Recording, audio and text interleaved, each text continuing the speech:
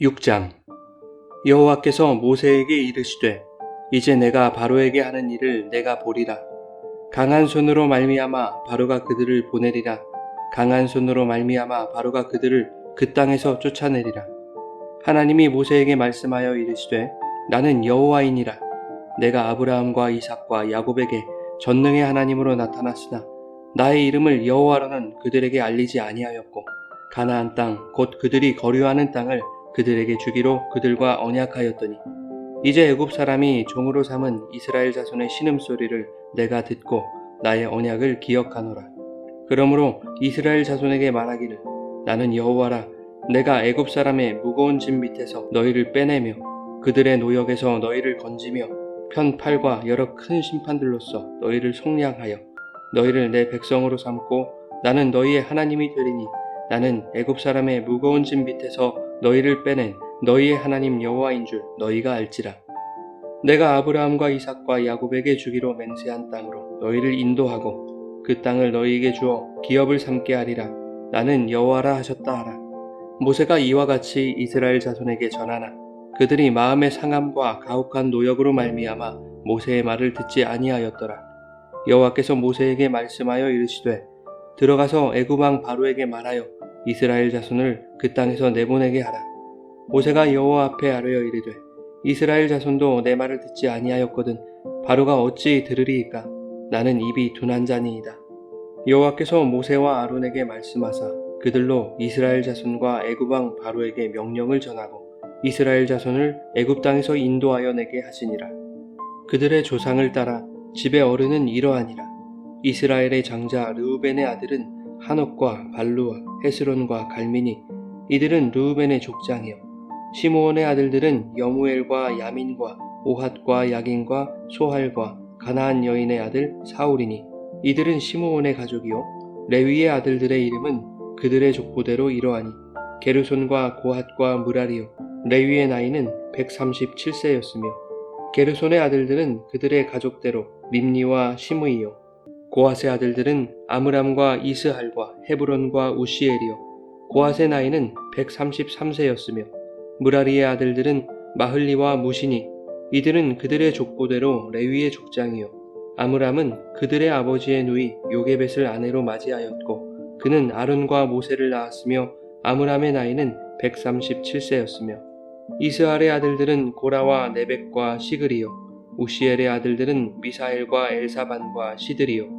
아론은 암미나답의 딸 나손의 누이 엘리세바를 아내로 맞이하였고 그는 나답과 아비후와 엘르아살과 이다마를 낳았으며 고라의 아들들은 아실과 엘가나와 아비아삽이니 이들은 고라 사람의 족장이요. 아론의 아들 엘르아살은 부디엘의 딸 중에서 아내를 맞이하였고 그는 비느하스를 낳았으며 이들은 레위 사람의 조상을 따라 가족의 어른들이라. 이스라엘 자손을 그들의 군대대로 애굽 땅에서 인도하라 하신 여호와의 명령을 받은 자는 이 아론과 모세요. 애굽 왕 바로에게 이스라엘 자손을 애굽에서 내보내라 말한 사람도 이 모세와 아론이었더라.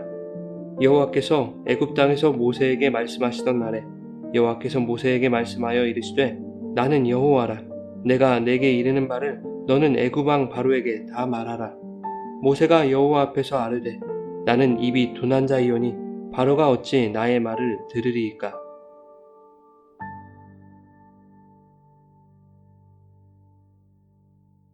여러분 좋은 아침입니다. 오늘도 말씀 가운데 풍성한 은혜가 임하기를 바랍니다. 출애굽기 5장은 모세가 하나님께 호소하는 장면으로 끝이 납니다. 4장에서 모세가 이스라엘 백성에게 하나님의 말씀을 전할 때 그들이 그 말씀을 믿고 경배하는 것을 보았습니다. 그래서 5장에서 모세는 잔뜩 기대하는 마음으로 바로 앞에 섰을 것입니다. 그러나 기대와는 달리 이스라엘 백성들의 노역을 가중시키는 결과를 초래하게 됐죠. 노역을 점검하던 기록원들은 이스라엘 백성의 노역이 더욱 무거워진 것을 모세와 아론의 탓으로 돌렸습니다. 그리고 아마도 여론을 만들었던 것 같습니다. 그래서 본문 9절에 보면 이스라엘 백성이 모세의 말을 더 이상 듣지 않았다라고 기록하고 있죠. 모세는 하나님의 말씀에 순종하면 당장 기대하던 역사가 일어날 것으로 생각을 했을 테지만 현실은 그와 달랐던 것입니다. 그래서 모세는 하나님께 호소한 것이죠. 모세는 백성이 당하는 고통과 학대의 책임을 하나님께 돌리고 있습니다. 5장 22절에 보면 주여 어찌하여 이 백성이 학대를 당하게 하셨나이까? 라고 말하고 있습니다.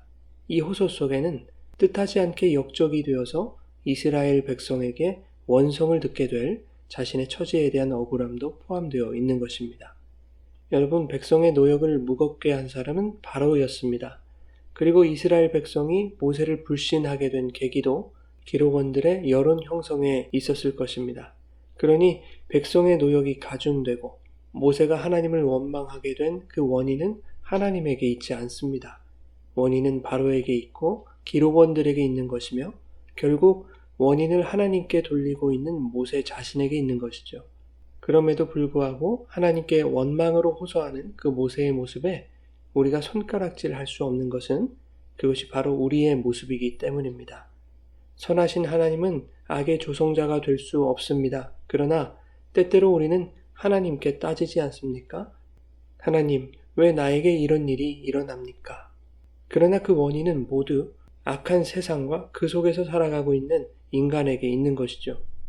물질의 소유가 만들어낸 힘과 권세, 그리고 갑에 의한 학대, 이러한 부조리와 폭력 등으로 얼룩진 세상이 원인인 것이죠. 갑질을 욕하면서도 갑의 위치에서 살아보고 싶은 그것을 원하는 인간들이 원인인 것이죠. 그런가 하면 힘과 권세를 지키기 위해 약한 자를 학대하는 세상이 원인이며 숭고한 가치에 마음이 끌려 그 가치를 향한 열정이 불일 듯 일다가도 그 가치의 실현을 위한 희생이 나에게 요구될 때는 피하고 싶고 누군가에게 떠넘기고 싶은 우리들이 원인인 것이죠. 하나님은 원망의 대상이실 수 없습니다. 그러나 하나님은 기꺼이 비난의 화살을 맞으십니다. 왜냐하면 인간들은 하나님께 어찌하여 라는 화살을 쏘아대면서 그들의 신앙이 성장하고 성숙해지기 때문입니다. 나의 하나님 어찌하여 나를 버리셨나이까? 십자가에서 버림받은 예수님 자신에게서는 버림받아야 할 어떠한 이유도 찾을 수가 없습니다. 그럼에도 불구하고 그 십자가에서 죽기까지 순종하신 예수님을 생각할 때 우리들의 어찌하여 라는 호소는 어찌하여 나 같은 죄인을 구원하셨습니까? 라는 감사로 바뀌게 되는 것입니다. 본문 1절에 하나님은 호소하는 모세에게 자신의 강한 손을 2번이나 언급하시면서 그 손으로 바로에게 하시는 일을 모세가 보게 될 것이다 라고 말씀하셨습니다. 2절에서 하나님은 자신이 여호와임을 언급하시죠.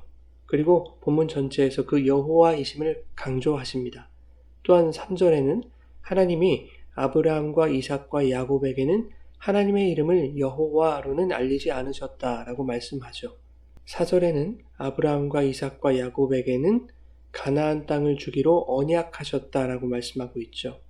하나님의 강한 손이라는 표현을 반복하시는 것은 약속하신 것을 반드시 행하시겠다는 것을 의미합니다. 강한 손으로 하실 일이라는 것은 무엇일까요?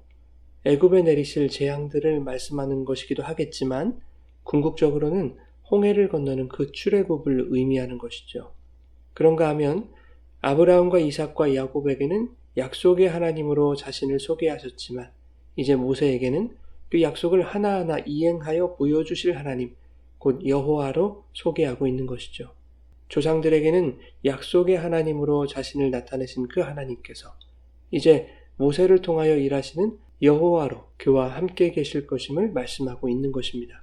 그러니 조상들과 약속하신 출애굽을 여호와의 강한 손으로 이루시는 그 역사를 모세와 이스라엘이 잠잠히 바라보게 될 것이라고 말씀하고 있는 것이죠. 그때에 비로소 7절 말씀처럼 하나님이 이스라엘을 애굽 사람의 무거운 짐 밑에서 빼내신 이스라엘의 하나님 여호와인 줄을 알게 될 것입니다. 그러나 모세는 여전히 하나님의 말씀이 의심스럽습니다. 9절에서 보는 바와 같이 모세는 이스라엘 자손이 마음의 상함과 가혹한 노역으로 말미암아 자신의 말을 듣지 않는 그 현실에 서 있기 때문이죠. 그럼에도 불구하고 하나님은 그 의심의 자리에 서 있는 모세에게 명하십니다. 11절에 하나님은 바로에게 가서 이스라엘 자손을 그 땅에서 내보내게 하라고 말하라고 하십니다. 그러자 12절에서 모세는 이스라엘 백성도 내 말을 듣지 않는데 바로가 어찌 제 말을 듣겠습니까? 나는 입이 둔한 자입니다 라며 핑계를 대면서 하나님의 명을 거부하고 있습니다. 그런데 13절에 갑자기 여호와께서 모세와 아론에게 말씀하자 그들이 이스라엘 자손과 애굽 왕 바로에게 명령을 전하고 이스라엘 자손을 애굽 땅에서 인도하여 내게 하셨다 라고 말씀합니다. 실제로 출애굽이 일어난 것은 14장인데 그 성공적인 출애굽의 결론을 지금 13절에서 언급하고 있습니다. 그것은 무슨 의미일까요? 의심하고 두려워하고 주변과 환경을 의식하는 모세, 또한 핑계대는 그 모세를 통해 결국 여호와께서 말씀하신 대로 출애굽을 이루셨다라는 것을 보여주고 있는 것입니다. 다른 의미로 해석해 본다면 출애굽이 일어나기까지 하나님이 모세를 성숙시켜 가셨음을 알 수 있는 것이죠. 원망하고 따지고 의심하고 핑계대던 모세는 결국 하나님의 명령을 준행한 자로 성숙되더라 하는 것이죠. 하나님이 성숙시키신 것입니다. 14장 13절과 14절에 모세가 어디까지 성숙했는지가 잘 나타나 있습니다. 모세가 백성에게 이르되 너희는 두려워하지 말고 가만히 서서 여호와께서 오늘 너희를 위하여 행하시는 구원을 보라. 너희가 오늘 본 애굽 사람을 영원히 다시 보지 아니하리라. 여호와께서 너희를 위하여 싸우시리니 너희는 가만히 있을지니라. 모세는 뒤에서는 애굽 군대가 쫓아오고 앞은 홍해로 가로막힌 그 진퇴양난의 상황 속에서도 두려워하지 않고 하나님을 신뢰하고 의지하게 되었습니다. 뿐만 아니라 하나님의 강한 손이 행하시는 일을 모세와 이스라엘은 가만히 서서 보게 되는 것이죠. 오늘 본문 1절에서 내가 바로에게 하는 일을 모세 내가 보리라 하신 그 말씀이 이루어진 것입니다. 본문 13절이 성공적인 출애굽의 결과를 미리 말하고 있지만 우리는 7장에서 12절에 모세가 말하고 있는 나는 입이 둔한 자니이다 라고 핑계대는 그 모세의 현실로 다시 돌아가야 합니다. 나는 여호와라. 내가 내게 이르는 말을 너는 애굽 왕 바로에게 다 말하라 라고 하는 이 하나님의 명령에 본문 마지막 구절인 30절이 나는 입이 둔한 자입니다 라는 12절과 동일한 내용으로 끝을 맺고 있기 때문입니다. 그러나 우리는 7장 이후에 성숙해질 모세를 기대할 수 있죠. 이미 출애굽의 결과를 알기 때문이고 홍해를 건너는 그 현장에 모세가 서 있기 때문입니다. 그러나 한편으로 홍해를 건너는 역사적인 사건이 일어나기까지는 10가지 재앙이라는 바로와의 대결이 기다리고 있죠. 우리는 그 결과를 이미 알고 있기 때문에 그 대결이 손쉬웠을 것이라고 속단해버리지만 그 당시 모세에게 그것이 과연 쉬운 일이었을까요? 성도의 마지막이 어떠할 것인지 그 결과를 너무 잘 알고 있는 성도들에게 이 세상 현실이 지독하게 힘겨운 고난의 현장이듯이 모세가 서 있는 그 현실 또한 힘들고 두렵고 외롭고 괴로운 고난의 현장이었을 것입니다. 모세도 오늘날 성도들도 그 고난의 현장 가운데서 어찌하여를 연발하며 살아가는 것이죠. 그럼에도 불구하고 그 고난의 현장에서 우리와 함께 하시는 여호와 하나님을 경험하면서 성도는 성숙해져 갈 것입니다. 어찌하여의 원망이 어찌하여의 감사로 바뀌어 가게 될 것입니다. 사랑하는 여러분, 오늘 우리의 삶 속에 두려움과 고통이 찾아올 수 있습니다. 그때마다 하나님을 향해 의심과 원망의 화살을 쏘아대며 핑계대는 그러한 모세의 자리에 우리가 서 있을 수도 있을 것입니다. 그러나 하나님은 그러한 우리에게 아들의 십자가로서 당신의 사랑을 확증해 주셨습니다. 우리의 화살을 맞아 고통 중에 계시면서도 끝까지 인내하시며 성도들의 신앙을 성숙의 자리로, 영적 출애굽의 자리로 이끌어 가실 그 여호와께서 오늘 우리의 삶에 함께 하실 것입니다. 그분이 내 삶에 이루시는 일들을 잠잠히 바라보며 과연 그 하나님이 우리의 여호와 하나님이심이 고백되는 거룩하고 성숙한 성도의 삶을 살아가시기를 예수님의 이름으로 축원합니다.